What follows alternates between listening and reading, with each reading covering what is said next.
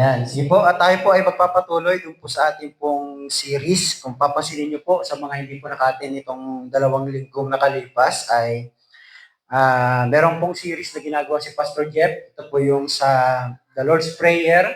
And yung sa akin naman po yung the Ten Commandments series. Kaya napaganda po nitong palitan ng series na ito sapagkat mapapansin po natin dito na kung saan ang dito po sa tinuturo natin sa Ten Commandments series, ito po yung part po kung paano po nakikipag-usap ang Panginoon sa mga tao.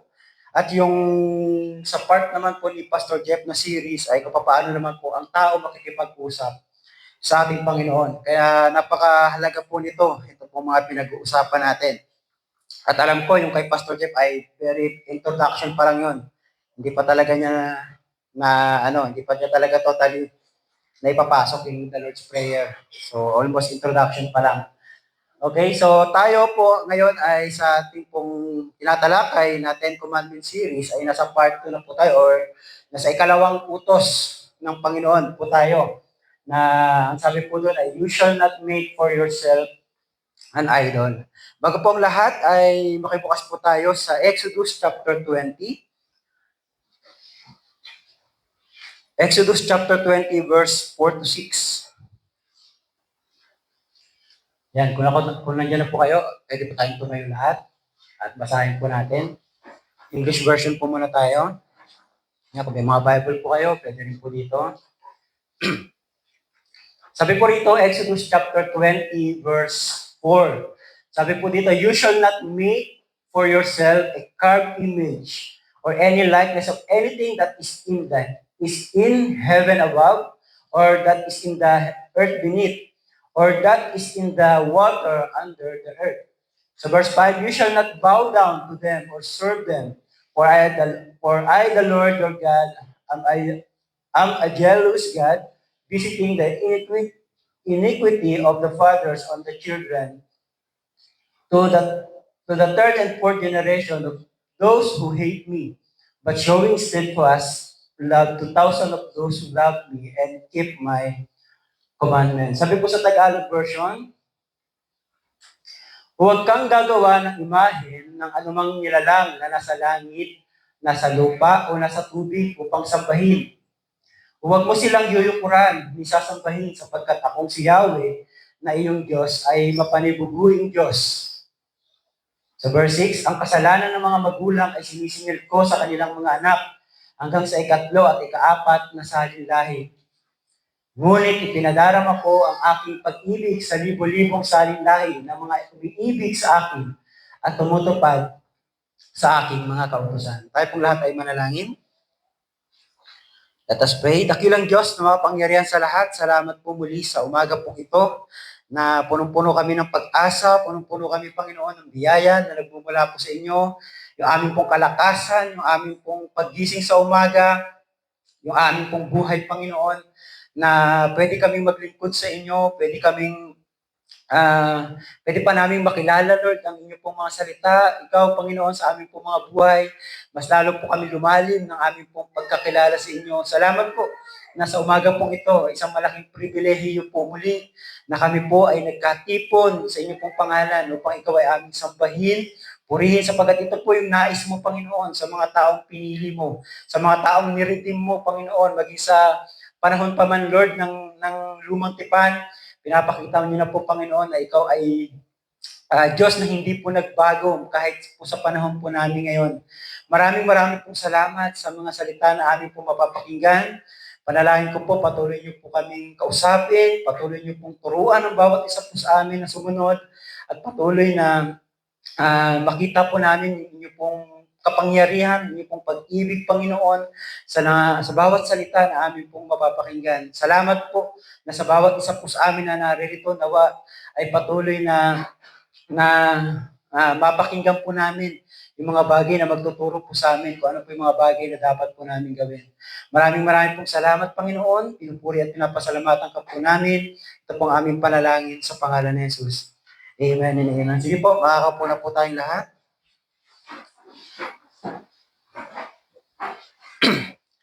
So yung ating pong title, yung binanggit ko kanina, you shall not make for yourself an idol.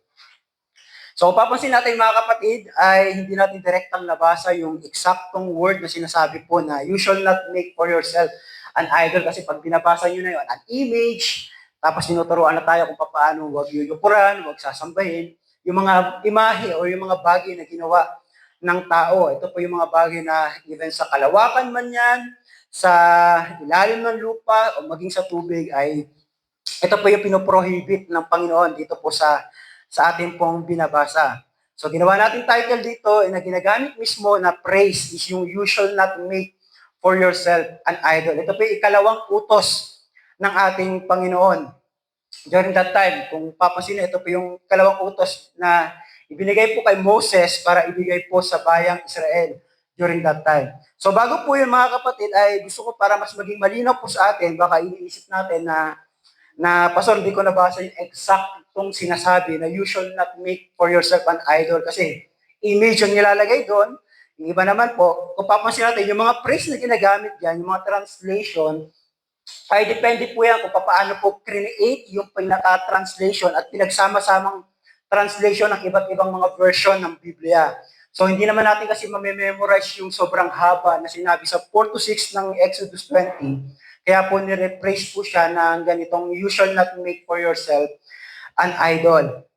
Pero ang maganda po dito mga kapatid, ang pinaka-main core na kung saan pinoprohibit ng ating Panginoon during that time sa bayang Israel ay very consistent sa kahit ano pang version na babasahin po natin sa ESV, NIV, NASB, CSB, and NLT. Even dito sa MBB, TAG, at doon po sa binasa po natin kanina English version. So very consistent po ang Panginoon dito po sa pinoprohibit sa kahit ano pong version na ito. So nireplace lang natin ito ng ganitong pagkakasulat na you shall not make for yourself an idol.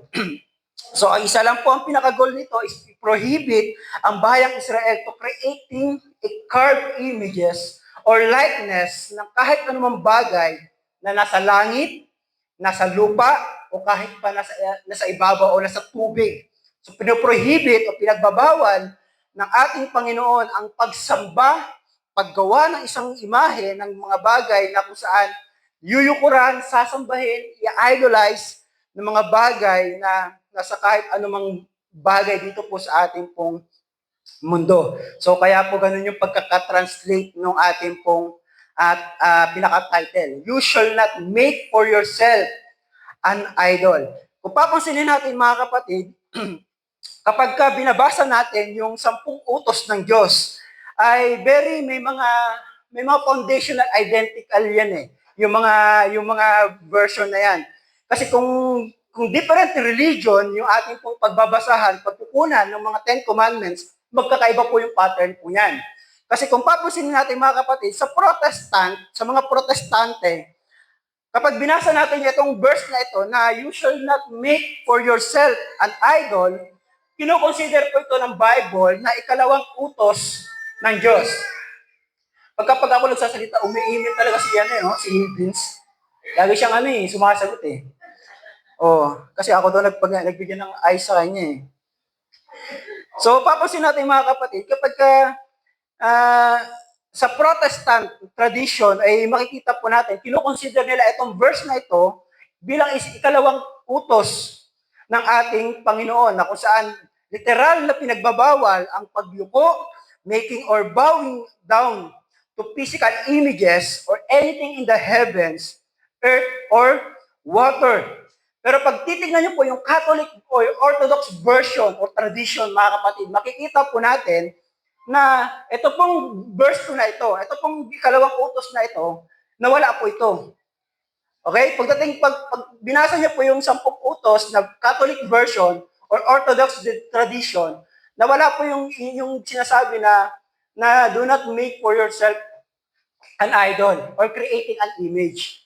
Di ba? Parang kung iisipin natin, sinadya talaga nilang alisin yon, yung part na yon. Pagdating sa Catholic version, okay? Ang ginagawa po nila, yung verse 1, yung unang utos na huwag kang magkakaroon ng ibang Diyos maliban sa akin, at saka yung huwag kang gagawa ng anumang imahe na inanyuan, ay ipinagsama po nila yon. Okay? Ginawa po nilang parang unang utos yon na hindi na po nila pinapakita na may binabanggit na creating image or creating an idol. So kaya pag tinignan po natin yung sa Catholic version, mga kapatid, hindi natin mababasa yon sa Catholic version na 10 utos ng Diyos. Kaya kapag nagre-research kayo, ano nga ba yung mga 10 utos ng Diyos? Pagka kinuha nyo is yung Catholic version, hindi nyo makikita yung ano na yan, ikalawang utos na yan. Napunta po siya sa unang utos na kung saan, I am the Lord, your God, you shall have no other gods before me. Yun na siya.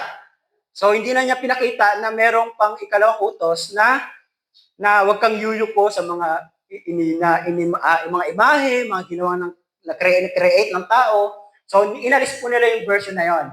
Okay, kaya pero sa original version ng Bible, which is the King James Version, makikita po natin yung bagay na yan na kung saan, yung talaga yung sinasabi dyan. Ikalawang utos talaga siya. Okay, nagkakaintindihan po tayo? Kasi baka mamaya, basahin niyo yung ano ba yung 10 utos? Ba't wala yung creating image, creating or for your, do not make for yourself an idol.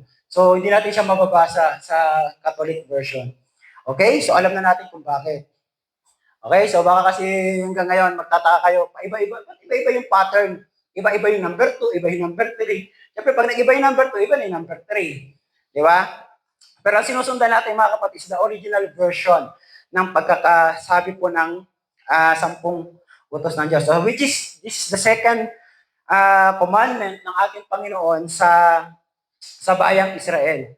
Okay? Na you shall not make for yourself an idol.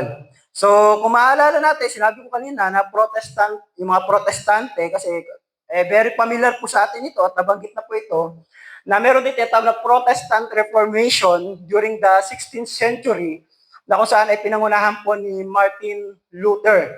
Okay, ito po yung panahon na kung saan, kung naalala niyo yung panahon na ipinako niya, yung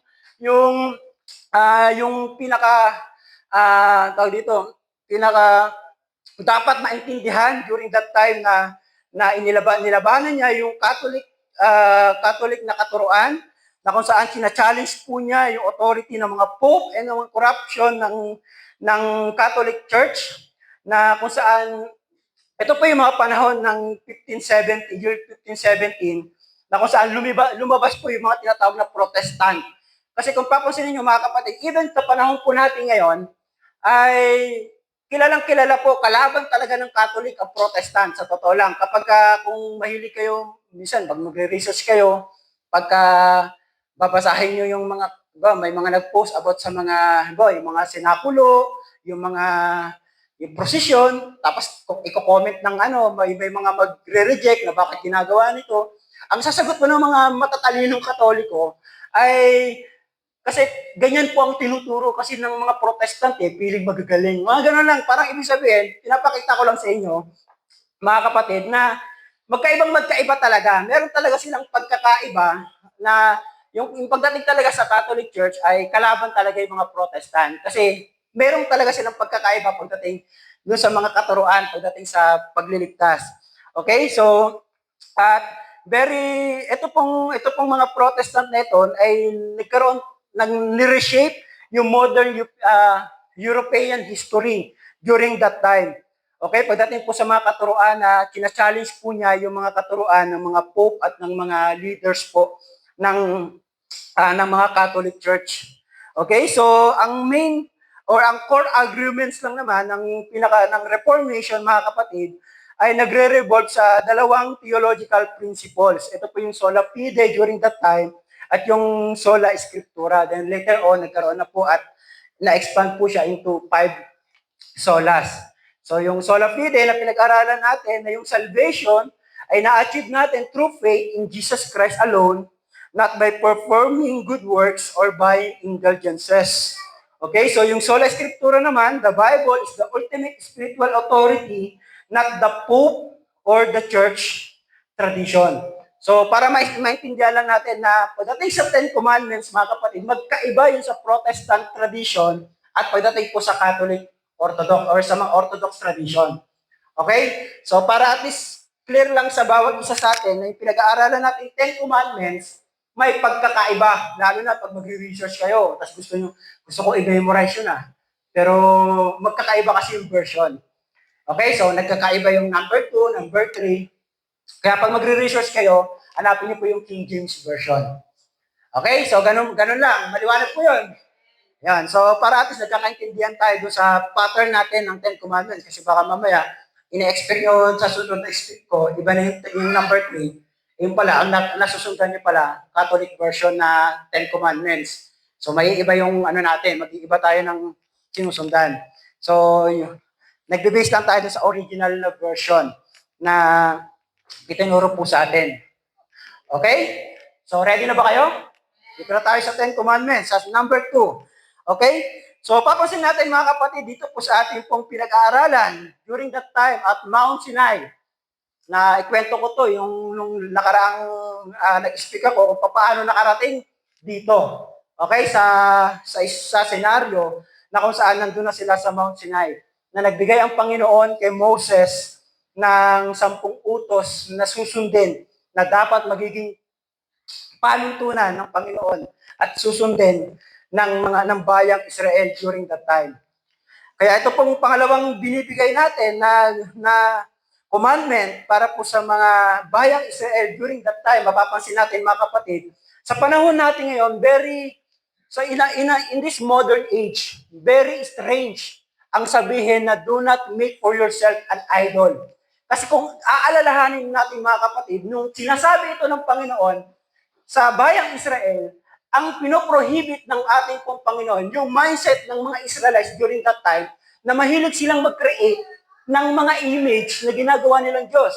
Kung maaalala nyo mga kapatid, binanggit ko last na nag-speak ako dito, ang bayang Israel ay sanay na sanay silang sumasamba sa araw, sumasamba sa ilog, sumasamba sa mga kings, sumasamba at nagkikreate sila ng mga Diyos na nakikita nila.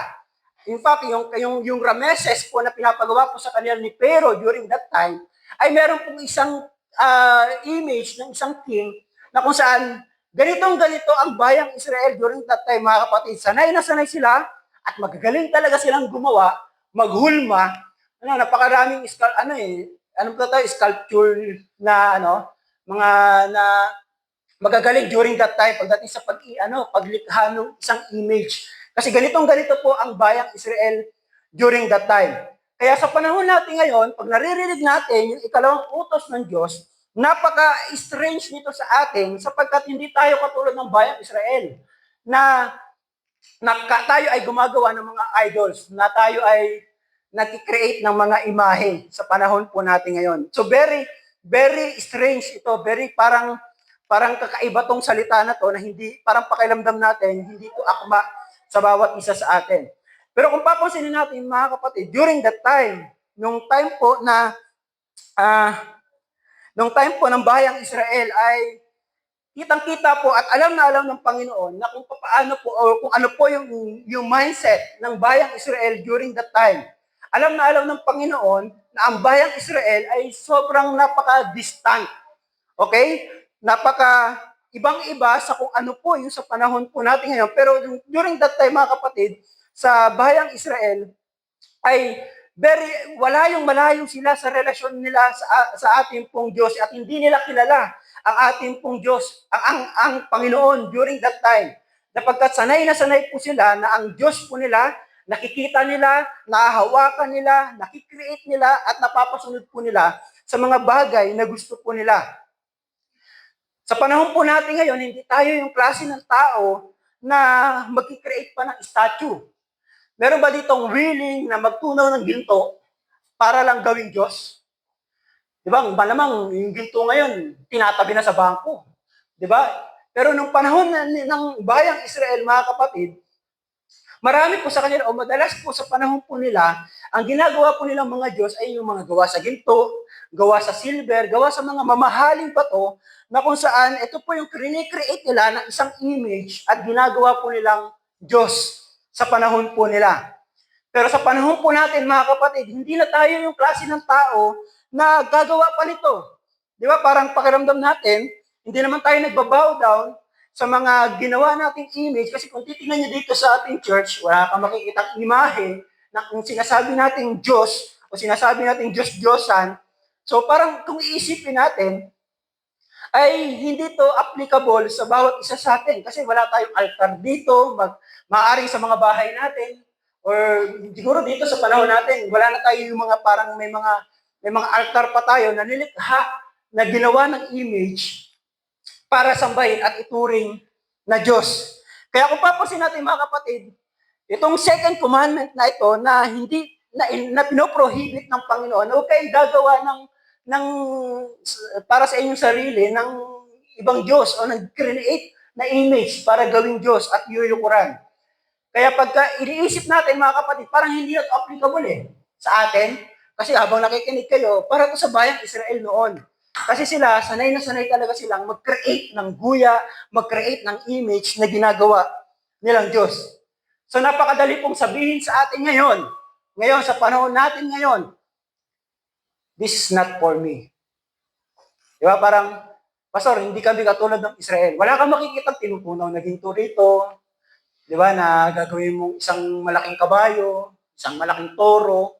Di ba? Na yung sinasabi to ng Panginoon sa bayang Israel during that time, mga kapatid, alam na alam ng Panginoon kung ano po yung kinaugalian, kinasanayan ng bayang Israel. At very, very, very familiar na po tayo na ang Lord mismo nagpapakilala sa bayang Israel na ako ang Diyos, akong si Yahweh, ako ang naglabas at nagpalaya sa iyo sa Egypto. So nagkakaroon po nagpa-process po ang Panginoon ng total na detachment. Di ba? Dinidetach po ng ating Panginoon ang bayang Israel sa mga bagay na kinasanayan. Nagpapakilala ang Lord na hindi ako yung katulad ng Diyos niyo doon, na nakasanayan nyo, na nakalakihan nyo, na kinatandaan nyo, at kinamatayan pa ng ibang mga ninuno nyo. Nagpapakilala ang Panginoon sa bayang Israel during that time na huwag kayong gagawa ng kahit anumang bagay na nilikha ng inyong mga kamay at yuyukuran, magbabow down kayo at ituturing nyo siyang Diyos. Okay? Kaya, ito nung panahon na to mga kapatid, kung papansinin natin, ito pong second commandment, hindi lang po to, it's not merely about worshiping false God. Hindi lang to basta tumutukoy na huwag tayong mag-worship sa mga maling Diyos, sa mga false God natin. It is also about trying to reshape the true God into something we can control. Alam niyo mga kapatid, hindi lang basta binagbabawal ng Lord during that time na magsumamba kayo sa mga maling Diyos, sa ibang Diyos, kundi inaalis ng Panginoon during that time sa bayang Israel na kahit kailan, huwag kayong magre-reshape, huwag kayong maggagawa ng isang bagay na something that we can control, that you can control. Kasi alam nyo, mga kapatid, sa panahon po ng Israelites during that time, napakalaki po ng temptation na ito sa panahon po nila. Sapagkat sanay na sanay sila na ang Diyos nila madali nilang nakikita, naiintindihan nila kagad, madali nila itong nakokontrol. Hindi lang tayo tinuturuan ng Panginoon, mga kapatid, na huwag tayong sasamba sa maling Diyos, kundi inaayos din ng Panginoon ang kaisipan po natin na huwag tayo magdidepende sa isang Diyos na kaya lang nating kontrolin.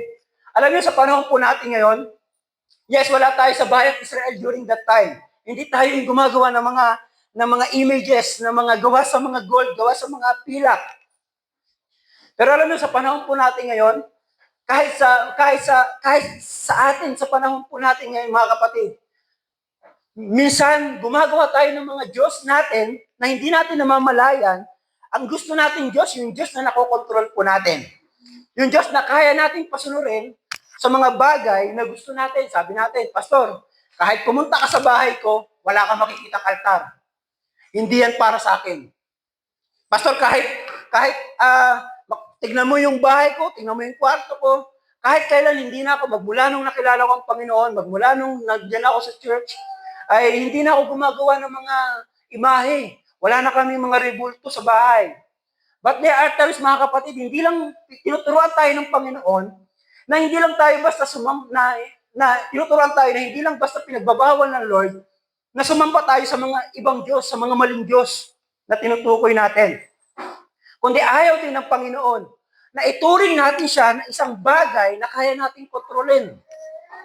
Hindi nga tayo lumuluhod, hindi nga tayo sumasamba sa mga Diyos-Diyosan, wala nga tayo mga rebulto sa bahay, pero there are times nire-reshape natin ang ating Panginoon for something na kaya nating kontrolin. Sinasabi natin na tayo ay niligtas ng Panginoon, na tayo ay sumasamba sa Panginoon, wala tayong ibang Diyos sa buhay po natin. But there are times, mga kapatid, nire-reshape natin ang ating Diyos sa isang bagay na kaya lang natin kontrolin. Alam niyo, sa panahon natin ngayon, kapag wala ka sa church, pag hindi ka nakakarinig ng salita ng Panginoon, dahil hindi mo makita ang Panginoon, hinahanap mo siya sa puno. Pag may nakita kang puno na umiiyak, Diyos yun. Alam mo, pag di mo naiintindihan ang salita ng Panginoon, maraming tao hinahanap ang Diyos sa paru-parong. Lolo ko yan. May perang darating. Pag brown, pera yan. Minsan hinahanap natin ang ating nire-reshape. Nakuha nyo? Minsan nire-reshape natin ang ating Panginoon sa isang bagay na very favor sa atin. Hindi nga tayo gumagawa ng gintong guya, hindi nga tayo nagre-reshape ng Diyos, hindi nga tayo naggagawa ng rebulto dito sa church na wala tayong isang malaking rebulto dito na tinuturing natin Diyos. But there are times, mga kapatid, ang ating Diyos na tinuturing natin or yung Diyos na minsan hindi natin maintindihan yung kanyang mga ginagawa sa buhay natin dahil minsan kulang tayo sa salita ng Lord, nire-reshape natin siya sa mga taong gumagawa ng himala. Nagpapagaling yun. Pinagpala ko dahil doon. Di ba? Nire-reshape natin siya sa mga bagay na create natin ang ating Panginoon na something na alam natin na in favor lang sa atin. Di ba? Na alam natin. Pero mo, minsan, lalo sa mga Chinese, binibless sila kasi may pusa sila sa harapan nila, meron silang malaking Buddha sa bahay nila, meron silang, ang tawag dito, yung mga ritual, di ba? Magiging matibay itong bahay kapag merong alay. Minsan, inire-reshape natin ang Lord sa isang bagay na alam natin na in favor sa atin. That's something that we can control. At ganito po yung inuturo ng Panginoon sa bayang Israel during that time. Na kung saan, na alam ng ating Panginoon na itong bayang Israel ay sobrang attached sa kanila pong mga bagay na kinasanayan. At alam nyo, napakalaki ng temptation sa mga bayang Israel nito during that time. Nung umalis po sila sa Egypt, mga kapatid, sanay na sanay po sila na ang kanila pong Diyos ay nahawakan, nadadala, nadidisplay, at kayang i-manipulate. Manipulated God. Sanay na sanay po. At gustong-gusto to ng Israel during that time, mga kapatid. Gustong-gusto ng Israel na nakikita nila yung Diyos nila. Hindi nga sila maniwala na kung naalala nyo, nung sinasabi ng Panginoon kay Moses, pumunta ka sa bayang Israel, alam nyo, merong unang-unang hindi naniwala. Hindi si Pharaoh. Yung bayang Israel mismo. Ang hindi naniniwala kay Moses. Alam nyo ba yun? Unang-unang hindi naniniwala kay Moses, yung bayang mismong Israel na ililigtas mismo ng Diyos during that time. Bakit? Hindi nila nakikita kung sino nakikipag-usap kay Moses. Si Moses nga mismo, hindi niya makita. In a burning bush lang eh. Isang puno na umaapoy, pero hindi nasusunog. Diba? At alam niyo, pag titingnan niyo po yung history nito pong bayang Israel during that time, nagtatry ang Lord makipag-usap sa mga tao during that time. Pero alam niyo, yung kulog, hindi nila maintindihan eh. Kidlat, ang naririnig nila, kulog, kidlat, hindi talaga nila maintindihan. Kinakailangan ng isang tao na makikipag-usap, na i-appoint ng Panginoon, para makausap at may padala ng Lord yung gusto niyang iparating sa bayang Israel. Ibig sabihin, mga kapatid, napaka-imposible sa bayang Israel na maintindihan yung Diyos na nagliligtas po sa kanila during that time. Sapagkat sanay na sanay po sila na ang kanila pong Diyos ay kaya po nilang manipulahin. Tapos, biglang isang araw, yung Diyos na magliligtas sa kanila at maglalabas sila sa bayang Israel, mga kapatid, ay yung Diyos na ire-refuse sila na gumawa ng mga ganitong klaseng bagay. Alam niyo yung pakiramdam na meron ka ng bagay na nakasanayan, sanay ka na kapag nagpe-pray ka, sinutugon ng Lord, kaya pag di ka tinugon, parang parang parang obligado ang Lord na tugunin ka talaga sa panalangin mo. Parang alam, magtatampo ka kay Lord. Yung parang ayaw ko na mag-church kasi parang hindi naman tinidinig ng Lord ang panalangin ko. Dati laging dinidinig, ngayon hindi na dinidinig. Di ba? Parang minsan hindi natin maintindihan ang Diyos na sa kanyang ways, sa kanyang mga pamamaraan, mga kapatid. Ganito yung bayang Israel during that time. Tapos biglang may magpapakilalang Diyos, I am God. Di ba? Na naglabas sa iyo sa Ehipto, na nagpalaya sa iyo sa Ehipto. Kaya nga nung kinakausap ng Lord si Moses, Panginoon, anong sasabihin ko kay Pharaoh? I am who I am. Period. Ibig sabihin, walang pwedeng itumba sa kanya. Walang kang pwedeng ipantay sa kanya. Walang katulad niya. Yung sinasabi niyang, I am who I am, ibig sabihin, wala kang pwedeng itulad sa akin. Ako nga. Akong si Yahweh.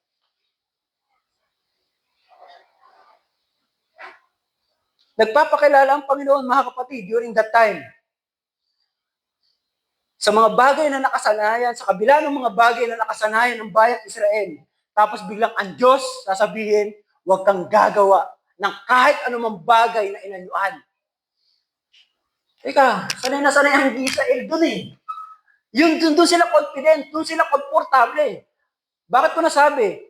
Every time lang na magkakaroon ng trials ang Israel, nagre-reklamo na eh.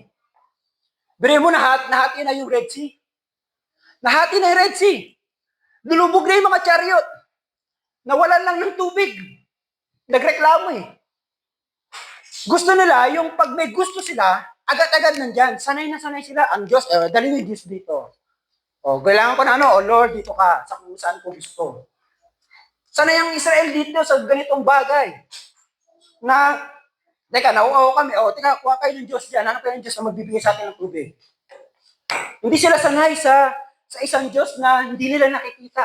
Hindi sila sanay sa Diyos na pakiramdam nila ay tinutuwid sila. Gusto nila ng isang Diyos na madali nilang mapapasunod sa mga bagay na gusto nila. Sa kabila ng mga bagay na kinasanayan po ng bayang Israel during that time, mga kapatid, biglang nagpapakilala ang Lord na huwag kang gagawa ng mga bagay na yan. Alam na alam ng Lord yung nakasanayan po ng bayang Israel. Alam na alam ng Panginoon kung ano po yung mga bagay na hindi kayang alisin ng Israel. Alam niyo, kitang-kita natin kung paano po ang Lord kabisado talaga ang bayang Israel. Kasi ultimo nga yung pag-alis nila sa Egypt, na instead na lalakad sila sa Philistine, kung naalala niyo po yun, instead na dadaan sila sa Philistine na magbilis lang, pero pinadaan sila sa Red Sea. At very typical, very, very highlighted po na sinasabi talaga ng Panginoon, sapagkat yung puso nila, di ba, madali silang matatakot, madali silang aatras, asigurado ako babalik sila sa Egypt kapag nakakita sila ng struggle. Nakakita sila ng trials along the way. Alam na alam ng Panginoon na kapag dumaan sila sa Philistine, pero mo, pagdaan nila sa Philistine land, makikita na nila yung gate ng Kanaan. Pero bago sila makarating doon, dadaan sila sa mga giants. Alam na alam ng Lord.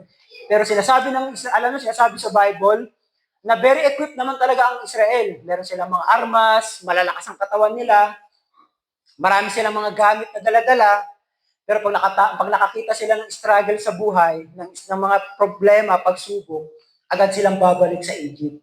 Alam na alam po ng Panginoon during that time. Kaya gustong-gusto ng Lord na i-detach sila sa mga bagay na nakasanayan po nila.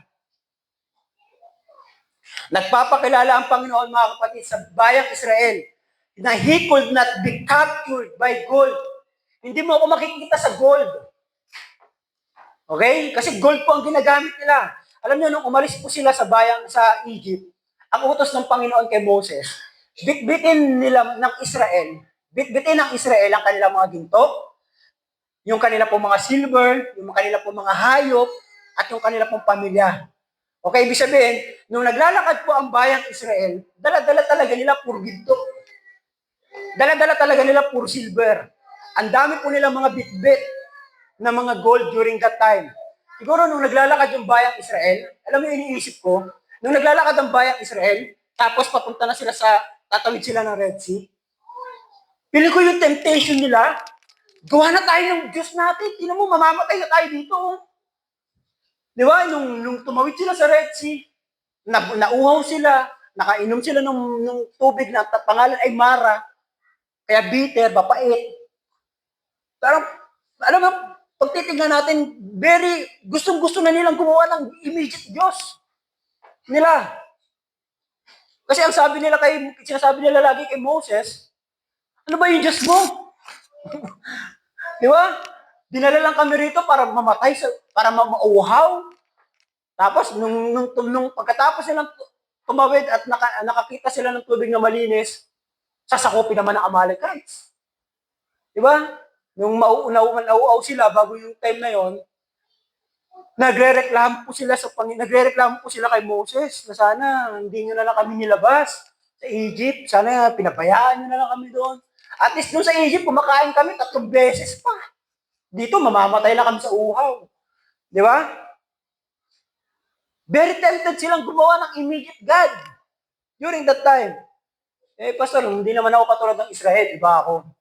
Pero kung minsan, alam niyo, minsan may mga na-encounter ako, mga Christian, dahil sa sobrang pag-aalala. Diba, nagkaroon ng, dati kasi, biglang, sabi niya, nakagat daw siya ng aso. Tapos, malalaman ko, Christian ka, malalaman ko, nagpagabot ka dun sa albularyo. Kailangan, takot na takot na ako eh. Baka sakali, magamot ako.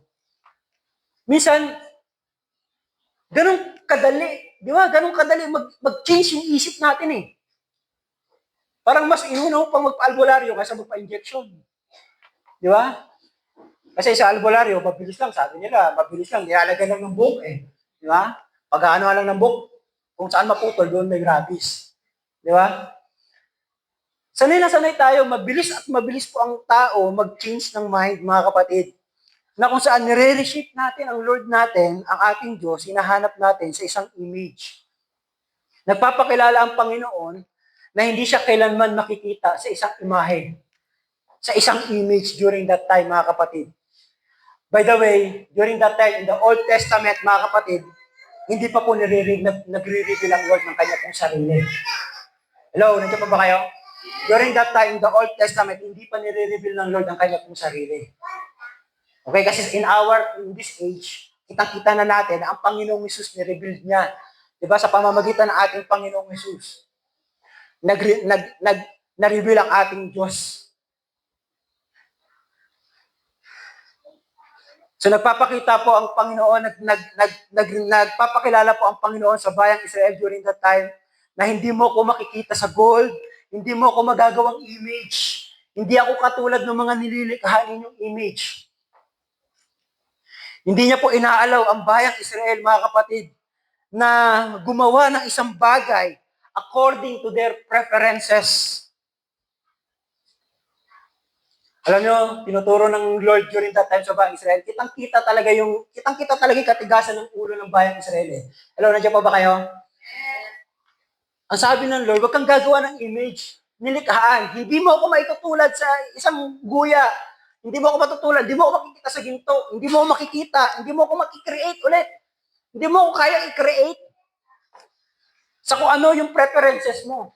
Ang tao kasi sanay na sanay, gumawa ng Diyos sa sarili niyang kagustuhan.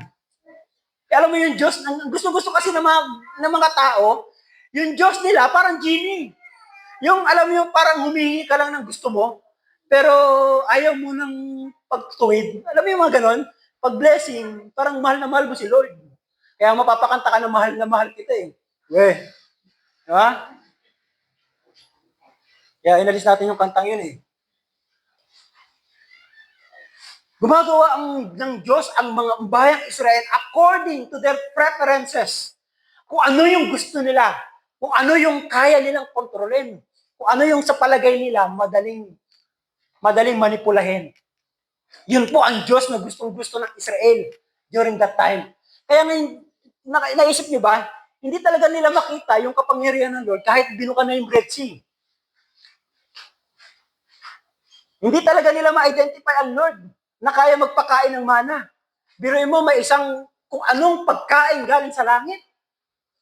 Pag nagugutom sila sa gabi, gusto nila fried chicken eh. Gusto nila meat. Nakakaumay naman yung mana. Lagi na lang mana. Lagi na lang pagkain na galing sa langit na parang bulak. Gusto ko yung chicken naman, yung meat. Biruin mo sa gabi, nagkakagulo yung mga pugo. Nabasa niyo na ba yung Exodus? Nagkakagulo yung mga pugo na hindi nila maubos-ubos.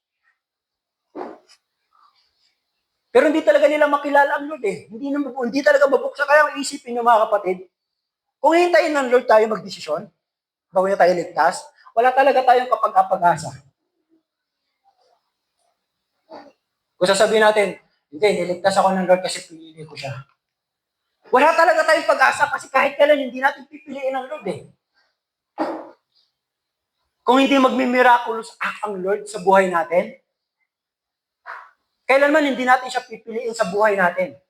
Alam mo yung kwento, yung istorya dito po sa Israel, nangyari ito mga kapatid. At nagpapakita po ito sa buhay po ng bawat isa po sa atin. Na kahit kailan hindi talaga pipiliin ng tao ang Diyos. Kahit kailan hindi natin maiintindihan, hindi natin makikilala ang Diyos sa buhay po ng bawat isa po sa atin. Alam niyo, after sabihin ng Lord na huwag kayong gagawa ng mga Diyos na yan, ng mga Diyos-Diyosan, ng mga nilikha sa inyong mga kamay, nasa ilalim ng, nasa ipapawid, nasa ilalim ng lupa, nasa tubig. Alam niyo, after nun, mga kapatid, nandiyan pa ba kayo? After sabihin ng Lord yun, the Israel gumawa ng gintong kuya. Sinabi na ng Lord yun eh. Nabitawan na yung Ten Commandments bago po gumawa ang bayang Israel ng gintong kuya. Very tempted talaga sila. Nagpapakilala na ang Lord sa kanila mga kapatid. Pinapakita na natin kung ano ang Diyos at sino ang Diyos. At kung ano yung ayaw ng Diyos na gawin po nila. And yet, mga kapatid, sa maikling panahon lamang, after nila mapakinggan ang commandment ng ating Panginoon, the Israel built the golden calf. Alam mo bakit? Si Moses kasi umakyat sa Mount Sinai, ang tagal bumaba. Biruin mo, nandun na si Joshua. Si Joshua, aligaga eh. Biruin mo, yung mga bayang Israel during that time, nagre-reklamo na. Nasaan na ba si Moses? Sabi niya ng iba, kami na magiging leader, kami na masusunod. Kinakausap din kami ng Diyos. Tapos yung si Joshua tinuturuan na kung saan siya yung maglilid habang wala si Moses. Alam nyo, sa sobrang rindi ni Joshua, hindi niya alam kung ano gagawin niya sa bayang Israel. Sabi ng bayang Israel, gumawa na tayo ngayon dahil wala si Moses. Siguro may naglilid doon, no? Ngayon, dahil wala si Moses, si Joshua na lang naiwan, gagawa na tayo ng ating Diyos. Di ba? Taglay talaga ng bayang Israel. Gustong-gusto talaga nila. Gumawa ng isang Diyos na kaya nila, na nakita lang nila, yung kaya lang nilang bitbitin. Alam nyo,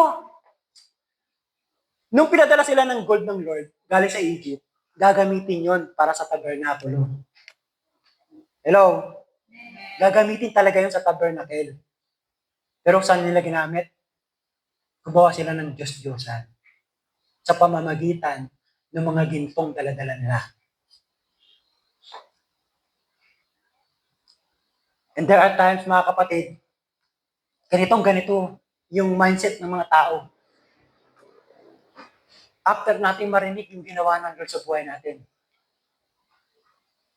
After natin makita, makilala, maging malinaw sa atin kung sino yung Diyos na pinaglilingkuran natin in a short period of time. The Israel built a golden calf.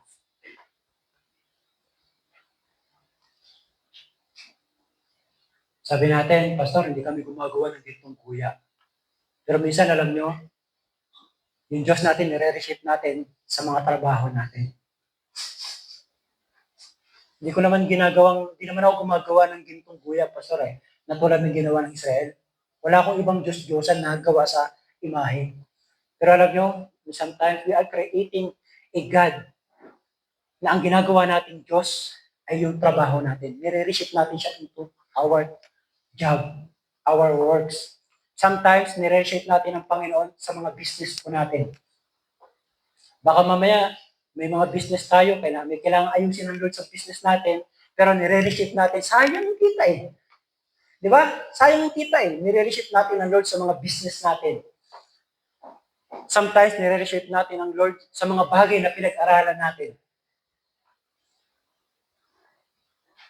Sometimes, nire-reshape natin ang Lord sa laman ng bank account natin. At minsan, nire-reshape natin ang Lord sa mga taong may influensya sa mundo ito. Doon tayo mas nagtitiwala. After a short period of time, mga kapatid, the Israel built a golden calf. Sa kabila nung nalaman nila, naintindihan nila at narinig nila yung pinag-uutos ng Panginoon, gumawa pa rin sila ng gintong guya. Pero kung titingnan natin, mga kapatid, during that time, ito pong bayang Israel, they were not trying to become atheists. Alam mo, sa mga panahon po natin ngayon, yung mga atheists, ang pananaw po nila ganito. Kung talagang magaling ang Diyos, kung talagang alam niya lahat, kung talagang makapangyarihan siya, bakit hindi niya ako mapasunod? Tapos may mga iba pa nagsasabi, mas magaling pa ako sa Diyos. Pero mo, alam ko yung tamang gawin, pero yung Lord, hindi niya naintindihan, hindi niya ginawa. Pero ako, sa part ko, kaya ko, alam ko kung ano yung dapat kong gawin. Ganun po yung mga atheists mag-isip eh. Parang pakiramdam nila, mas magaling pa sila sa Diyos. Kasi kung talagang magaling ang Diyos, bakit hindi niya naisip yun? Ako naiisip ko eh. Ganun mag-isip yung mga atheists eh. Alam mo, gustong-gusto ng bayang Israel, mga kapatid. They were trying to worship God in a way that felt visible, familiar, immediate, and comfortable. Gustong-gusto ng bayang Israel ang Diyos na kanila pong sinasamba. Yung something na nakikita, yung familiar, nakasanayan, yung nandyan lang, anytime na kailanganin ko siya. Yung kapag hindi ko siya kailangan, Lord, next, next time ka na muna. Pag kailangan kita, Lord, ayun ang gusto kong Diyos. Yung something na tumutugon lang kapag kailangan ko.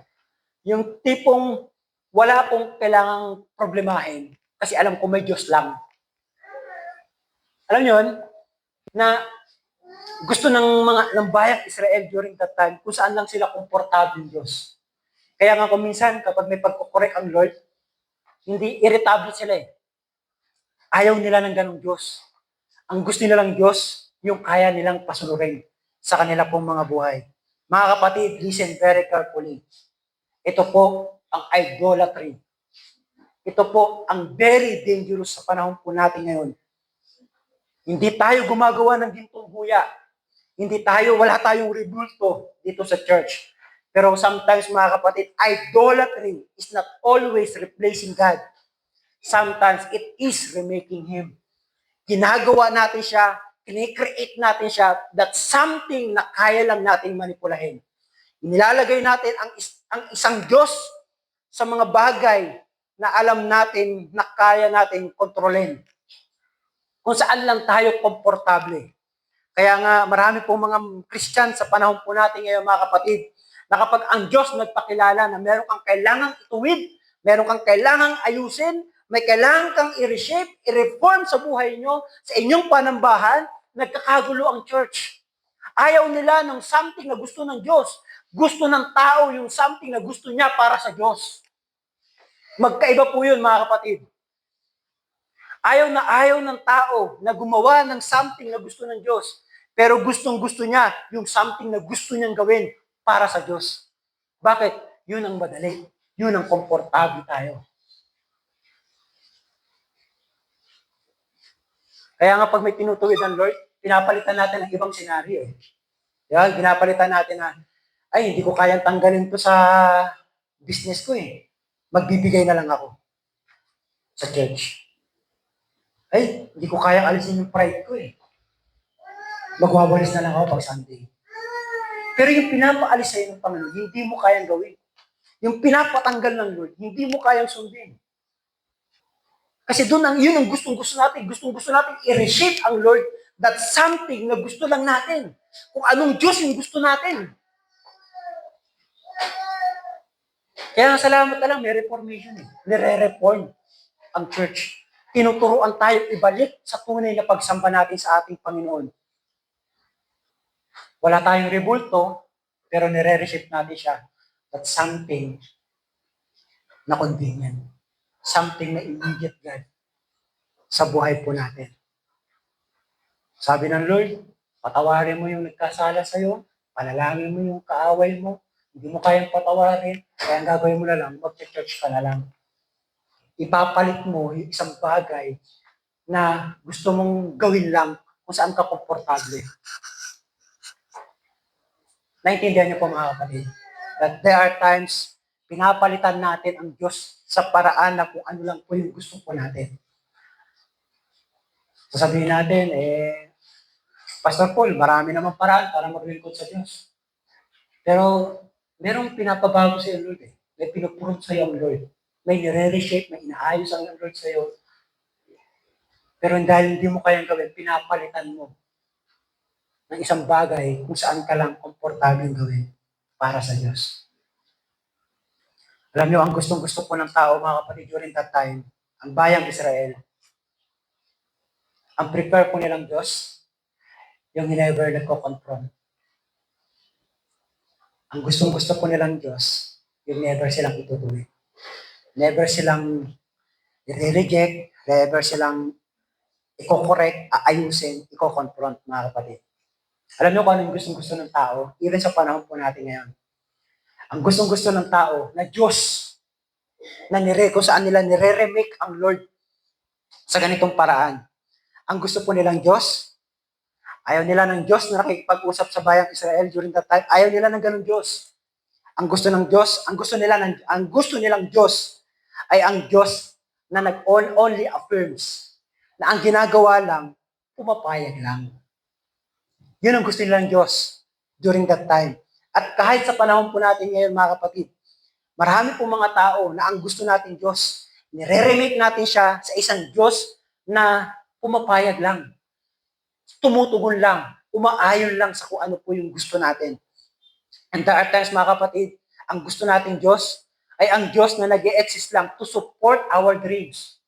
Pag sinabi ng Lord na huwag ka dyan, Lord, dapat yung Diyos lang na sumusuporta sa akin. Yung gusto lang nating Diyos, yung sumusuporta sa mga pangarap natin.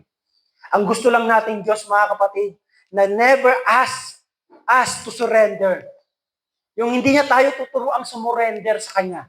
Yung hindi niya tayo tuturuan, hindi siya magdidemand sa atin na ibigay natin yung lahat, yung buhay natin sa Kanya.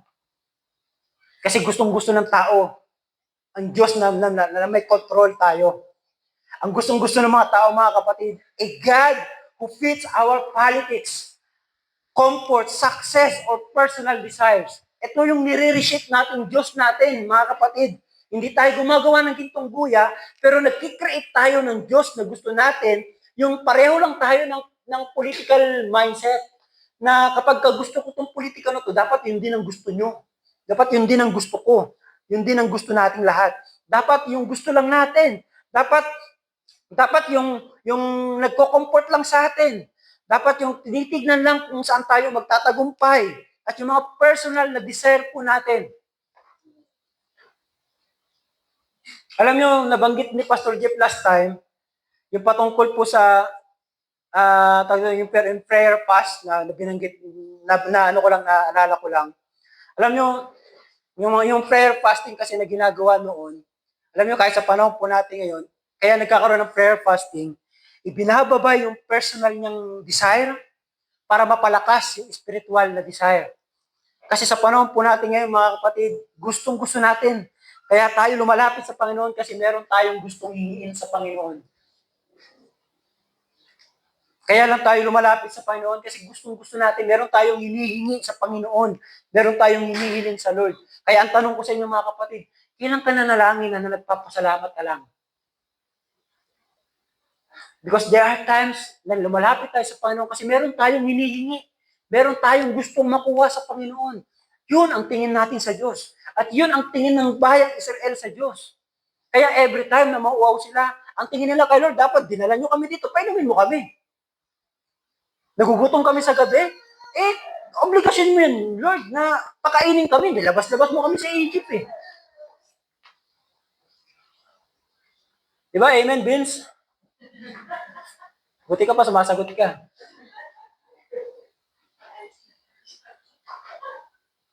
Ganito yung Diyos na gusto po ng bayang Israel, mga kapatid.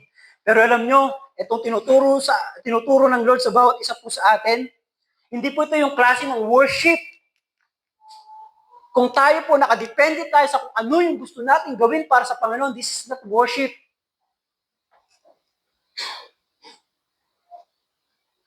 Kaya papansinin nyo, even sa mga kanta natin, ayaw natin nung nakasentro sa tao, na parang ikaw na lang yung may ginawa para sa Diyos.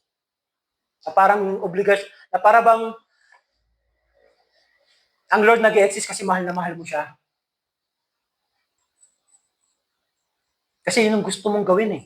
Yung natatouch yung emotion natin, yung parang, alam mo yun, yung parang natatouch lagi yung emotion natin na ito yung gusto kong gawin para sa Panginoon. Pero the moment na may sasabihin ng Lord na gusto niyang gawin mo, kaya maganda yung tinuturo ni Pastor Jeep eh, yung Lord's Prayer. Kasi yun something na gusto mong gawin para sa Diyos eh. Dapat tinuturuan ka na paano ka lalapit sa Panginoon. Na inaayos din yung ating puso kung paano natin makikipag-usap sa Panginoon. Pero ito tinuturo sa atin mga kapatid, ito pong 10 Commandments na ito, something na kung paano naman ang Lord nagdidemand sa bawat isa sa atin. Kaya wag lang tayo basta mag-pray, magbasa rin tayo ng Biblia. Kasi nagsasabi tayo sa Panginoon, pero meron ding sinasabi ang Lord sa iyo. Makinig ka. Nire-reveal po ng Lord ang sarili niya, hindi dahil gusto niyang i-reshape natin siya o i-redesign natin ang Lord. Alam niyo, sa panahon po ni Jesus Christ, He revealed Himself so we could know Him. Mas lalo natin siyang makilala. Alam mo, sa New Testament, nagpakilala kung sino yung Diyos ng Old Testament sa pamamagitan po ng ating pong Panginoong Jesus. Alam mo, sabi po ng John chapter 4, verse 24, ito po ang sabi ng Panginoon, God is Spirit, and those who worship Him must worship in spirit and truth. Sabi po sa Hebrews chapter 1, verse 3, He is the radiance of the glory of God and the exact imprint of His nature, and He upholds the universe by the word of His power. Nakasan pa ba yan? Kaya mga kapatid, sa panahon po natin ngayon, we are blessed sapagkat naintindihan na po natin kung sino yung Diyos at kung ano po yung mga bagay na ginawa po niya sa bawat isa po sa atin. Kaya po ang hamon ko sa inyo mga kapatid, gusto mo talagang makita ang Diyos? Gusto mo talagang makilala ang Diyos? Huwag mo siyang imaginein. Kaya nga pag pupunta ka ng langit, huwag mo imagine yung ginto eh. Yung dadaanan doon, gold. Gusto ko doon.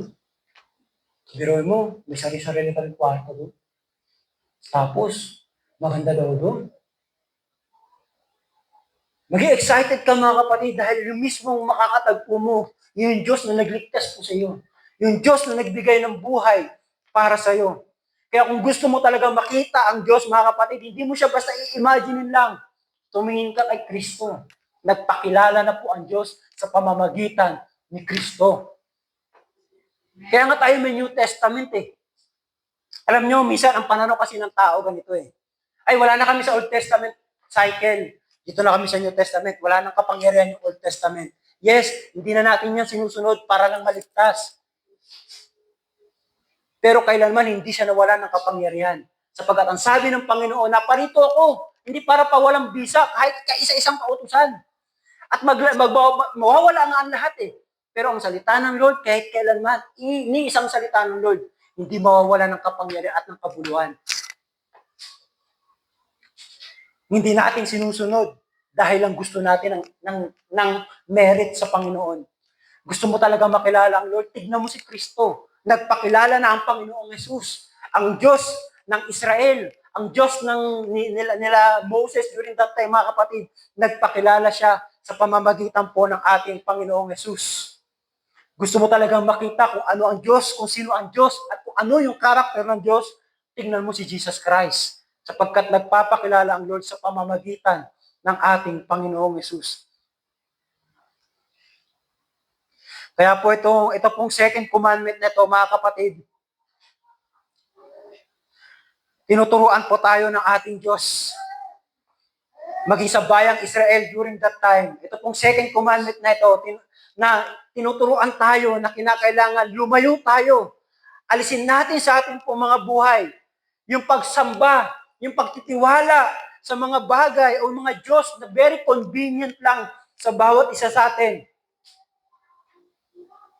Bagkus ay sumamba tayo, magtiwala tayo sa isang Diyos, yung tunay na Diyos na ating pong pinaglilingkuran. Again, hindi nag-gather ang Lord ng mga taong slave during that time sa Mount Sinai. Hindi po siya nagtipunin mo yung mga slave people. Hindi. Tinitipon po niya yung mga redeemed people. Nakikipag-usap ang Diyos sa bayang Israel sapagkat sila po ay niredeem na ng Diyos. Nagpakilala ang Lord sa kanila, nagbigay ng instruction sapagkat in the first place, God redeemed His people. Tayo po, ang dami na nating napag-aralan pagdating po sa solas. Nakita na po natin kung paano po kumilos ang Lord before the foundation of this earth. Siguro naman, kapag naintindihan natin yon, mas masarap sumunod sa Panginoon. Mas maiintindihan na natin kung paano tayo makakasunod sa Panginoon. At ayaw ng Lord na ang Diyos na sinasamba po ng ating po mga buhay ay yung Diyos na very convenient lang tayo. Yung Diyos na parang kung ano lang yung gusto natin. Ayaw po ng Lord ng mga ganitong klase ng Diyos sa buhay po natin. Huwag natin siyang i-reshape, huwag natin siyang i-remake sa isang bagay na kung ano lang yung gusto natin at kaya nating kontrolin na Diyos. Nais po ng Lord ng tamang relationship natin sa ating pong Panginoon. Dahil naiintindihan po natin na tayo po ay pinili ng Panginoon, tayo ay tinawag ng Lord, tayo ay niligtas na ng Panginoon. Ginawa na ng Panginoong Jesus. Yung lahat ng ito, mga kapatid, nais ng Lord na tayo bilang pinili niya. Alam mo, sabi nyo sa kanta kanina, nag-glorify ang Lord sa pamamagitan mo. Sa pamamagitan ng church. Bakit? All of creation for God's glory. Amen? Tayo po yung inaasahan ng Lord na mag-glorify po sa Kanya, magsasamba po sa Kanya, magbibigay ng karangalan sa Kanya, sapagkat tayo po yung mga niligtas ng Panginoon. Tayo yung mga niredeem ng Panginoon, mga kapatid. Kaya ito pong bayang Israel, kahit gustong-gusto ng Lord ng relationship, gustong-gusto po ng Lord ng magkaroon po ng maayos na relasyon ang bayang Israel sa Diyos po na ito, na ating pong pinag-aaralan, mga kapatid. Hindi po siya hindi po niya hinihingi yung better religious performance. Bagkos ini-invite niya tayo, mga kapatid, na mas kilalanin pa natin siya, mas magpakalalim tayo sa kanya pong salita. Nandiyan po ang Biblia. Nandiyan ang salita ng Panginoon. Basahin niyo po yung Bible, mga kapatid. Maiintindihan niyo po. Mas lalo niyo pong makikilala ang ating pong Panginoon. Alam niyo, kapag bumabasa kayo ng Bible ngayon, mas madali na po siyang ma-appreciate. Hindi po katulad noon na binabasa natin ang Bible, hindi natin maintindihan ng Diyos. Alam mo, sa panahon po ng Israel, hindi nila mag-gets ang Lord eh. Pero tayo ngayon, sa panahon natin yan, we are blessed. Naintindihan na natin. At alam na natin ang salita ng Lord. Nakita na natin yung ginawa ng Panginoon. Iniimbitahan po tayo ng Panginoon na mas lalo po tayo magpakalalim sa kanya pong mga salita at mas lalo po natin siyang makilala sa ating pong mga buhay. Kaya mga kapatid, tanungin niyo yung mga sarili natin. Tanungin niyo yung personal niyo. Kayo mismo, tanungin niyo yung sarili niyo. Sumasamba ba talaga ako sa Diyos? Or sa version ng Diyos na gusto ko? Have I been worship God? Or the version of God I prefer? Sumasamba ba talaga ako sa tunay na Diyos? O sumasamba lang ako sa Diyos na gusto ko? Kaya mga kapatid, ito po ang salita ng Panginoon.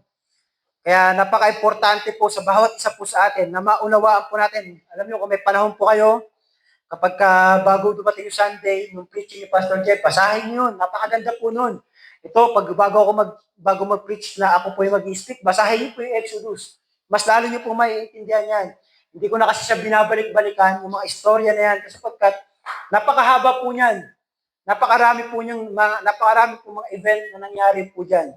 Kung paano po ang Lord nagpakilala, kung paano po ang Lord tunay na makapangyarihan. Alam niyo, kahit po sa Old Testament, mga kapatid, alam niyo, may isang scenario po sa Old Testament bago tayo mag-pray. May isang scenario po sa Old Testament na kung saan nung time po na nakakita po sila ng tubig na kanila pong maiinom, alam niyo, sinugod sila, inatak sila ng mga Amalekites. Yung mga Amalekites. Inatak po sila. Alam niyo, nakikipaglaban si Joshua sa mga Amalekites kasi ayaw nilang masakot sila kasi alam nila binigay ito ng Panginoon eh.